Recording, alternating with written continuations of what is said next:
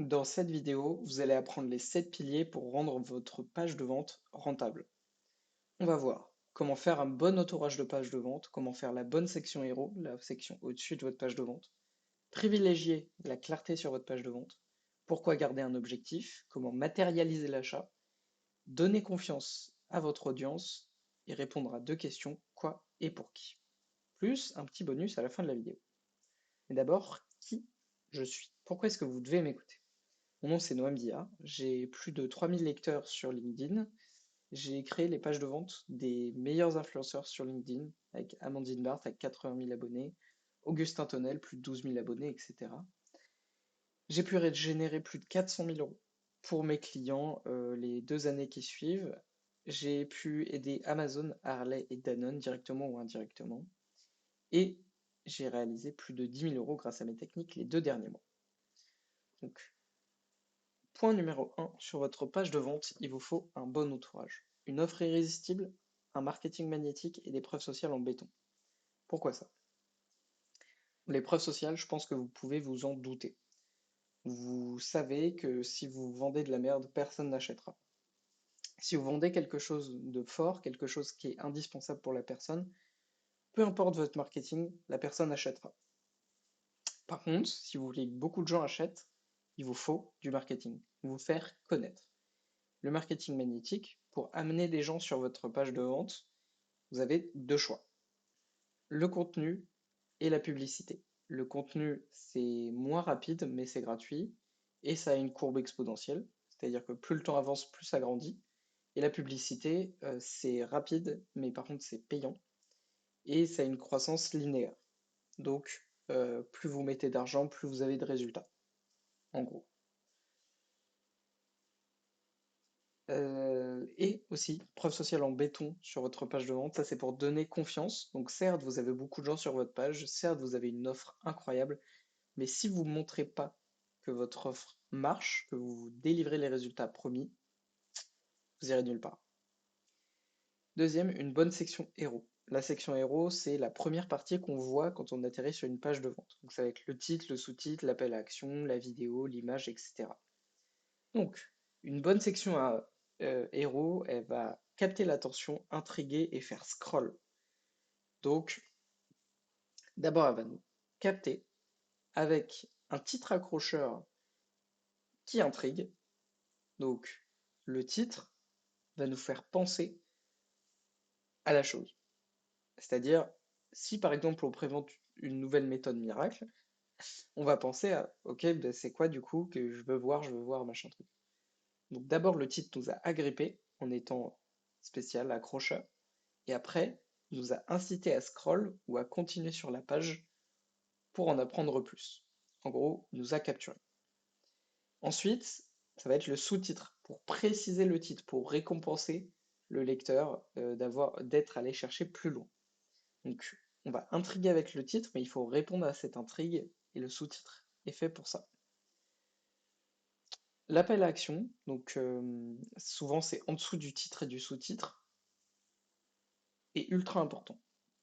C'est ce que va faire votre client, votre visiteur, après avoir lu le titre et le sous-titre. Si vous en mettez deux, vous aurez beaucoup moins de conversion que si vous en mettiez un. Si vous en mettez deux, vous divisez l'attention de votre visiteur. Il ne sait pas quoi choisir entre les deux. Donc, si on garde qu'un appel à action, on va être focus comme un laser sur cet appel à action, sur cet objectif, et vous allez le voir après, il faut garder qu'un objectif sur votre page de vente. Là, le taux de conversion augmente. Le visiteur n'a plus qu'un choix, et c'est le bon pour lui. Bref. Et là, après, ça va être une image ou une VSL, une vidéo, qui matérialise le sous-titre et le titre. Là, pareil, on va en parler de la matérialisation de l'achat. Et ensuite aussi des petites preuves sociales pour donner confiance dès qu'on arrive. Donc, on récapitule, le titre qui agrippe et qui intrigue, le sous-titre qui précise le titre, l'appel à action qui détermine l'objectif de toute la page, et une image ou une vidéo, ainsi que des preuves sociales pour donner confiance. En 3, il vous faut privilégier la clarté. Si vous privilégiez pas la clarté, vous allez passer pour deux choses. Un, une entreprise sans image réelle qui est juste là pour vendre ses merdes. Et de deux, pour un arnaqueur. Les arnaqueurs essayent souvent de cacher leur misère par le manque de clarté, par le manque d'explicitation.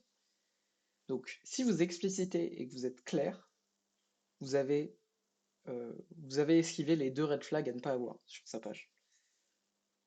Donc, on va privilégier la clarté sur la rapidité de consommation du texte, par exemple, donc sur la taille du texte. S'il vous faut doubler la taille de votre phrase juste pour être ultra clair, faites-le. Votre page, elle doit être compréhensible par un enfant de 8 à 10 ans. Ça doit être ultra clair pour tout le monde. Et même le design. Certes, le texte et le design servent le message. Mais si vous voulez qu'il serve vraiment le design, le message, il faut justement que votre message soit clair. Donc, on va privilégier aussi la clarté à la beauté de votre site. Même si ça vous enlève un peu d'esthétique, de mettre tel picto, telle icône, etc., bah, au moins vous serez clair. Et au moins les personnes qui viennent sur votre page de vente comprennent ce que vous faites et vous en remercient. Elles n'ont pas à chercher 10 000 heures juste pour comprendre ce que vous faites. Vous êtes clair, vous explicitez vos solutions. Et même pareil, n'hésitez pas à modifier des phrases pour ne pas paraître trop pro au point d'utiliser du jargon, etc. Donc en gros, utilisez moins de jargon et privilégiez la clarté. Donc arrêtez d'être professionnel, utilisez de la clarté. Quatrième, donc là c'est en lien avec l'appel à action du début de page, ça va être garder qu'un objectif en tête. On ne veut pas diviser l'attention en deux. Sinon, baisse du taux de conversion, ça je vous l'ai déjà expliqué. Mais là, si c'est sur toute la page, deux objectifs en même temps, si vous voulez vendre un produit et récolter des emails, il y en aura un des deux qui récoltera le plus d'attention, sauf que le petit bout d'attention qui est allé genre sur l'email par exemple, au lieu de vendre, bah, vous ne l'avez pas eu pour votre produit. Donc vous avez sûrement perdu du taux de conversion parce que vous avez voulu trop gratter, trop essayer de récupérer toutes les petites miettes. Alors qu'en réalité, il vous faut qu'un objectif, vous aurez de meilleurs résultats, ça je vous le garantis. Et en plus de ça, il faut choisir aussi l'objectif le plus rentable pour vous. Donc prenez pas l'objectif qui vous fait plaisir à mettre, prenez pas juste les emails parce que vous aimez bien avoir une grande liste email. Réfléchissez à la rentabilité. Peut-être que vendre un produit, c'est pas le plus rentable parce qu'en réalité, si vous amenez vers votre email, il y a une séquence d'emails qui va mener à une vente à 3 000, 4 000 euros. Exemple. Donc, gardez un objectif en tête. Ensuite, matérialiser l'achat. Là, ça va faire partie un petit peu de la section pour donner confiance au visiteur. Vous voulez que le visiteur sente qu'il y a quelque chose après. Donc, par exemple, avec des photos de ce que vous vendez, avec des photos de ce qu'ils auront. Si vous vendez, par exemple, un coaching en présentiel ou en distanciel, mettez des photos du Zoom, en cachant la tête, bien sûr, de la personne à côté de vous, mais mettez des photos de vos appels. Si c'est en présentiel, mettez des photos de vos réunions, etc. Matérialisez ce que vous vendez. Ensuite, vous devez montrer ce qui se passe après l'achat. Donc c'est cool, vous avez montré ce que vous vendez, machin truc, mais il faut montrer ce qui se passe après l'achat. Faire une petite liste de ce qui se passe après. Donc exemple, avec, avec mon exemple, si tu m'appelles, donc si tu réserves un appel de consultation gratuite de 30 minutes et que je pense que ça serait cool qu'on collabore ensemble pour augmenter ton taux de conversion, dans ce cas-là, après l'achat, tu recevras un accès à Trello et deux questionnaires à remplir pour avancer ensemble. C'est tout. Je dis juste ce qui se passe directement après qu'ils aient acheté. Pour vous, c'est peut-être tu recevras le lien vers ton produit digital, tu recevras un email de remerciement avec le lien à ton accès client, etc. Montrez ce qui se passe après pour rassurer. Et justement, dans la même lignée, on veut donner confiance à son client avec des preuves sociales ou avec des résultats. Quand quelqu'un vient sur votre page, vous n'avez pas la garantie qu'il vous connaisse.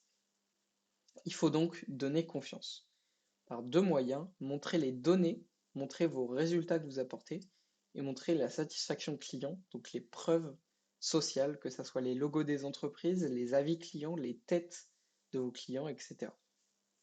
Matérialiser votre, euh, votre expertise. Donnez confiance à votre visiteur, qu'il soit sûr et certain que s'il achète, il aura ce qu'il veut. Petit bonus aussi, vous pouvez amener vers les réseaux sociaux, que ce soit les vôtres ou ceux de vos clients. Ça matérialise encore plus cette confiance.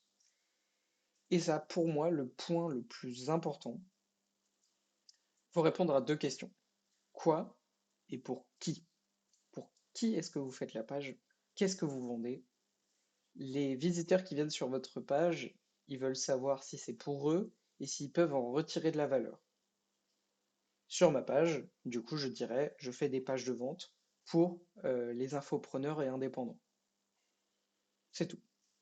Et il faut étayer ça sur tout le reste de la page. Donc certes, au début, montrer, augmenter votre taux de conversion avec des pages de vente pour infopreneurs. Voilà.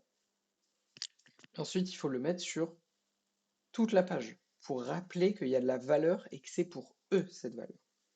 Et petit bonus que je vous ai promis à la fin, l'amélioration de votre page de vente. Si vous laissez votre page de vente toute seule, elle va mourir à un moment. Le taux de conversion va augmenter puis baisser drastiquement après son lancement. Il ne faut pas laisser mourir votre page de vente et il faut l'améliorer. Vous faites ça avec de l'A/B test et de l'optimisation de conversion. Je propose tout le temps maintenant à mes clients, après que leur page de vente soit lancée, ok, est-ce que tu as vu ça? Ok, super, bah viens, juste on augmente le taux de conversion, on continue à travailler ensemble pendant 6, 7 mois et on essaye de garder ce taux de conversion, de l'augmenter tout le temps. Bref, optimisez votre page de vente, faites des A/B tests, euh, bref, améliorez-la. Juste repasser sur ma caméra principale. Donc, on a vu beaucoup de choses, mais ce qu'il faut garder en tête, c'est qu'une page de vente, elle est là pour donner confiance à votre client, matérialiser l'achat et vendre. Une fois que vous avez donné confiance et matérialisé l'achat, vous pouvez vendre. Donc, en gros, donner confiance, ça va être avec des preuves sociales, avec la matérialisation, pardon, des preuves sociales avec les moyennes, les données de vos résultats, etc. Bref, vous montrez vos résultats, vous montrez vos clients.